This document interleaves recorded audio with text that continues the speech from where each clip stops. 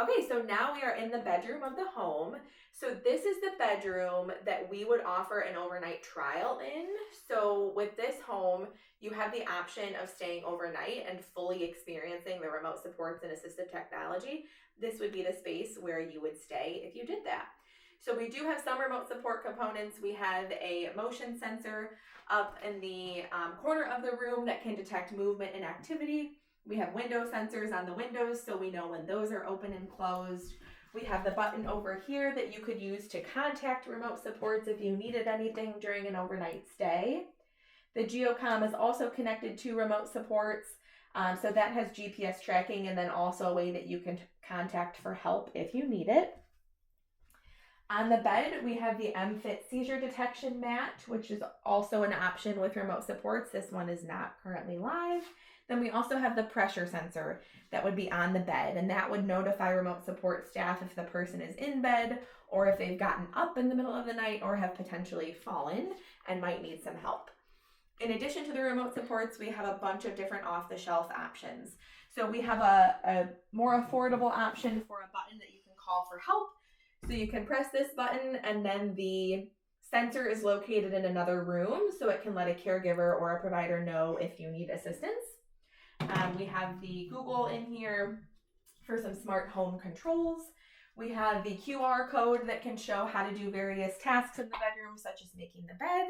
That's a nice free option of using some video modeling. Over here, we have a cabinet that has a lot of different, primarily watches and tablets.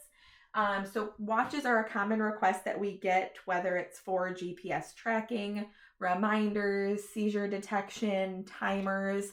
So these are the different options that we have.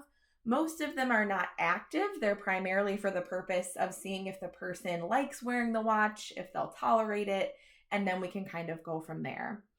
A couple that we can highlight, the Watchminder is one that's active. That will give prompts on the watch discreetly. It'll be words that can give you reminders or cues throughout the day, and then it will discreetly vibrate as well. So that is one that we actually try out. The other ones are primarily for GPS tracking or two-way communication. Then down here we have some tablets that are easier to use. You can use those for two-way communication, for various videos, messaging back and forth, emailing. They're just easier to use. So those can be a good option for people who might be looking for something like that. Also on the bottom, we have the sensor that is used for individuals who might be deaf or hard of hearing. It's a baby monitor, but could be used for other purposes to notify caregivers when someone might need assistance. Moving to our other cabinet here, we have a lot of different medication management options. Everything from your simple free bubble pack that might come prepared from the pharmacy to simpler medication management options that can alert or not alert. They might just help with sorting out the medications. Then we have the LiveFine and the Dose. The LiveFine is a one-time purchase of assistive technology where you would put your various medications on the day and time that they're needed. Then you set the times that it will alert. It will alert. You would open it, take those medications out, and take them. This one will keep track of sending reminders or alerts to caregivers if a medication is missed, but you do have to be connected to the Wi-Fi for that to work. The Dose would be kind of a step up from that. So the Dose is just this small circle. Again, you put the medications in the different slots for the different times of day. There's 14. So if you take 2 medications a day, this would be a week's worth, for example. You set the times that you want it to dispense, and then when it's time, automatically on its own, it's going to rotate to the appropriate slot. You would flip it out, take the medications, and then it's going to rotate back.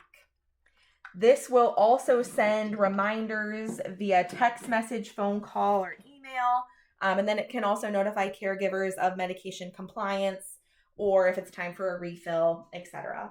They have some different 3D printed options that can help then retrieving the medication out of the device. In here we have some more low-tech medication options. So again, some pill sorters, pill crushers, pill cutters, different devices to help opening medication bottles, devices to help pop the medications out of bubble packs, smart things like blood pressure cuffs, glucometers, scales. All of those can be used to help get some of that data that can be sent over to the pharmacy or the doctor or caregivers. On the bottom, then we have some 3D printed solutions for helping people get dressed, helping them manage their seatbelt in the car, and then another med-ready option for medication management. Okay, moving to the next spot, we have some more low-tech options to help with primarily dressing. So some adaptive shoelaces, a sock aid, a shoehorn, and then on the bottom is the reacher device to help retrieve items. We have an iPad on the stand in the home that primarily houses all the various apps for the assistive technology in the home. And then we do have a wireless door chime. So door chimes is another common request that we get to help notify when individuals might be going in and out of specific rooms. And so that option connects to a receiver that would be plugged in, and it can notify when that door is open. Then finally, we have some adaptive dressing options. So this one has a magnetic closure, so very easy to open and close, especially those top buttons or those cuffs on the wrist. Then we made this one as a nice cost-effective option where we sewed Velcro on there. So again, that looks like a nice button down, but has that adaptive option as well. So that can be great for work, going on a job interview, etc.